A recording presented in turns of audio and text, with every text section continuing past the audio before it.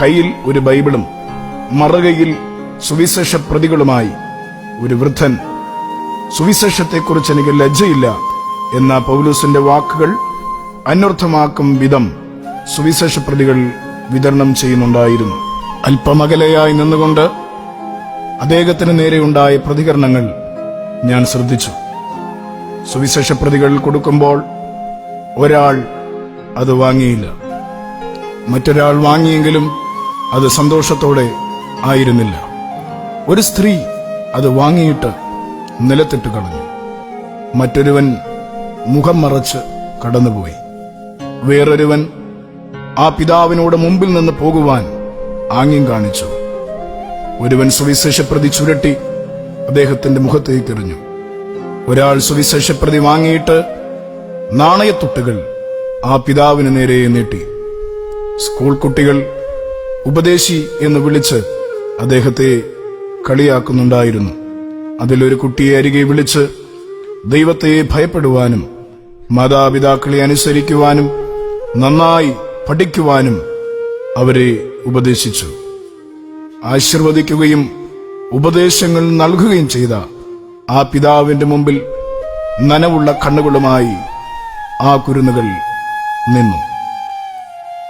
നിർത്തിയ ബസ്സിൽ കയറുവാനുള്ള വ്യഗ്രതയിൽ ജനം ആ പിതാവിനെ തള്ളിമാറ്റി. വീഴുവാൻ പോകുന്ന ആ പിതാവിനെ വീഴാതെ വണ്ണം ഞാൻ ഓടിച്ചെന്ന് പിടിച്ചു. ഞാനൊരു സുവിശേഷകനാണെന്ന് അദ്ദേഹം തിരിച്ചറിഞ്ഞു. ദയനീയമായി എന്റെ മുഖത്തേക്ക് നോക്കിയ ആ പിതാവ് ഇപ്രകാരം പറഞ്ഞു: വയ്യ മോനെ, തീരെ വയ്യ. എങ്കിലും യജമാനൻ എന്നെ ഏൽപ്പിച്ച വേല ചെയ്യാതിരിക്കാൻ കഴിയുമോ? മുകളിൽ ചെല്ലുമ്പോൾ നല്ല ദാസനെ എന്ന വിളി കേൾക്കണ്ടായോ? ഈ ശ്വാസം നിലയ്ക്കുന്നതുവരെ യജമാനൻ ഏൽപ്പിച്ച വേല ചെയ്യണം എനിക്ക്. കർത്താവിന്റെ വേല ചെയ്തുകൊണ്ടിരിക്കുമ്പോൾ മരിക്കുകയാണെങ്കിൽ അതിന്റെ ജീവിതത്തിൽ ഏറ്റവും ഭാഗ്യകരമായി ഞാൻ കരുതും. ഇത് പറഞ്ഞിട്ട് യജമാനൻ ഏൽപ്പിച്ച വേലയിൽ വ്യാപൃതനായി ആ ദാവകൻ. പിന്നാലെ ചെന്ന ഞാൻ എന്റെ കയ്യിലെ അല്പസാമ്പത്തികം അദ്ദേഹത്തിന്റെ കയ്യിൽ കൊടുത്തു. അത് വാങ്ങി അദ്ദേഹം എനിക്കായി പ്രാർത്ഥിച്ചു. എങ്കിലും ഞാൻ പൈസ കൊടുത്ത സന്തോഷം ആ മുഖത്ത് പ്രകടമായിരുന്നില്ല. അദ്ദേഹം എന്നോട് പറഞ്ഞു: എന്നെ വിളിച്ച നാൾ മുതൽ എന്നെ പോറ്റിപ്പുലർത്തുവാൻ ഓരോരുത്തരെ എന്റെ യജമാനനാക്കി വെച്ചിട്ടുണ്ട്. അതിൽ ഒരാള് മാത്രമാണ് കുഞ്ഞ്. കർത്താവ് ഒരുത്തരെ എന്റെ യജമാനനാക്കി വെച്ചിട്ടുണ്ട്. അതിൽ ഒരാള് മാത്രമാണ് കുഞ്ഞ്. കർത്താവ് അനുഗ്രഹിക്കട്ടെ എന്ന അനുഗ്രഹ വചനങ്ങൾ നൽകി യജമാനൻ ഏൽപ്പിച്ച വേലയിൽ മുഴുകി ആ നല്ല ദാസൻ. കർത്താവിന്റെ പ്രിയ വേലക്കാരെ, നിങ്ങൾ കണ്ടുവോ ഈ മനുഷ്യനെ? യജമാനൻ ഏൽപ്പിച്ച വേല തികയ്ക്കുവാൻ ഓടി നടക്കുന്ന ആ കർമ്മയോഗിയെ. കുറ്റബോധവും കഴിഞ്ഞുപോയ സമയങ്ങളെ ഓർത്ത് നഷ്ടബോധവും തോന്നുന്നുവെങ്കിൽ ഒരു പുനർവിചിന്തനത്തിനായി സമയമായെന്ന് ഓർക്കുക.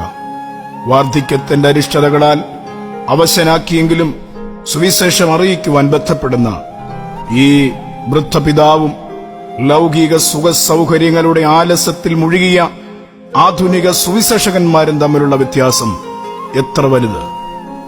സർവവിധ അനുകൂല ഘടകങ്ങൾ ഉണ്ടായിരുന്നിട്ടും ദൈവരാജ്യത്തിന്റെ വ്യാപ്തിക്കായി പ്രയത്നിക്കാതെ സ്വന്തം സാമ്രാജ്യങ്ങൾ കെട്ടിപ്പടുക്കുവാൻ നെട്ടോട്ടമോടുന്ന സുവിശേഷകർ ലോക മനുഷ്യർക്ക് പോലും അന്യമായ അടവുകൾ പയറ്റി സഭാ രാഷ്ട്രീയം കളിച്ച് സ്ഥാനമാനങ്ങൾ നേടിയെടുത്ത് അധികാര ഗർവിന്റെ പാരമ്യത്തിൽ എത്തിയിരിക്കുന്ന കർത്താവിന്റെ വേലക്കാർ എന്നവകാശപ്പെടുന്നവർ ഈ വൃദ്ധ സുവിശേഷകനെ നെല്ലിട ശ്രദ്ധിച്ചിരുന്നെങ്കിൽ എത്ര നന്നായിരുന്നു എന്ന് ഞാൻ ഓർത്തുപോകുകയാണ്.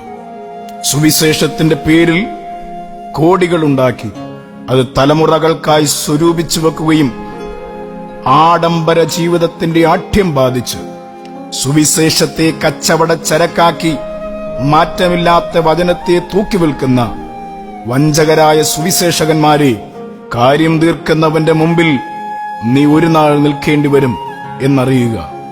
ഏലിപുരോഹിത, നിന്റെ ദർശനം നഷ്ടപ്പെട്ടാൽ ദർശനമുള്ള ശമൂവേൽ ബാലനെ സ്വർഗം പുറത്തു കൊണ്ടുവരും. ശൗലേ, നിനക്ക് അഹങ്കാരത്തിന്റെ ആഠ്യം ബാധിച്ചാൽ ആട്ടിടയബാലനെ സ്വർഗം കാട്ടിൽ നിന്നും പുറത്തു കൊണ്ടുവരും. വിശ്വസ്തന്മാർ അവിശ്വസ്തരായി തീരുമ്പോൾ സ്വർഗം വിശ്വസ്തന്മാരെ പുറത്തു കൊണ്ടുവരും. യജമാനൻ ഏൽപ്പിച്ച വേലയുമായി പോകാം.